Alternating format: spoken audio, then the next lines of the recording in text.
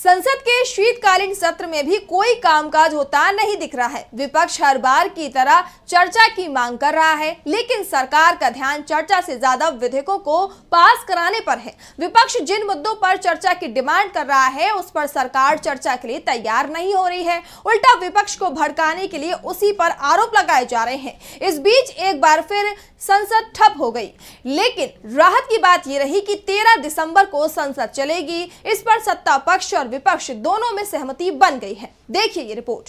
संसद में अदानी का मुद्दा आज भी विपक्ष की तरफ से उठाया गया, लेकिन सत्ता पक्ष के हंगामे के चलते संसद ही ठप हो गई। लोकसभा में विपक्ष के नेता राहुल गांधी तो पहले ही साफ कर चुके हैं कि पीएम मोदी कुछ भी कर लें, लेकिन हम अदानी के मुद्दे को छोड़ेंगे नहीं।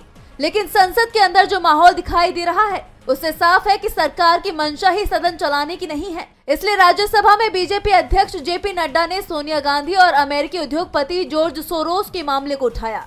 वो बोलते रहे तो सभापति ने कुछ भी नहीं कहा, लेकिन कांग्रेस अध्यक्ष मल्लिकार्जुन खड़गे ने 2 बार बोलने की कोशिश की, लेकिन बोलने नहीं दिया गया।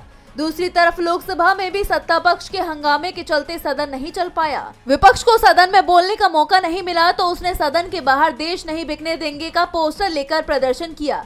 साथ ही अदानी मामले की जांच जेपीसी से कराने की मांग की। अमेरिका में उद्योगपति गौतम अदानी समेत 8 लोगों पर अरबों रुपए की धोखाधड़ी के आरोप लगे हैं। यूनाइटेड स्टेट्स अटॉर्नी ऑफिस का कहना है कि अदानी ने भारत में सोलर एनर्जी से जुड़ा कॉन्ट्रैक्ट हासिल करने के लिए भारतीय अधिकारियों को $265 मिलियन यानी कि करीब 2200 करोड़ रुपए की रिश्वत दी या देने की योजना बना रहे थे। वैसे सदन में तो अदानी के मामले के चलते सत्ता पक्ष ही चर्चा से भागता दिख रहा है, लेकिन 13 दिसंबर को संसद में संविधान पर होने वाली चर्चा को लेकर सभी दलों में सहमति बन गई है। दोनों ही सदनों में इस मामले में 12-12 घंटे की चर्चा होगी। दरअसल 13 दिसंबर 1949 में संविधान बनकर तैयार हो गया था और अब इसके 75 साल पूरे हो रहे हैं। इसी के चलते संसद में संविधान पर चर्चा कराई जा रही है।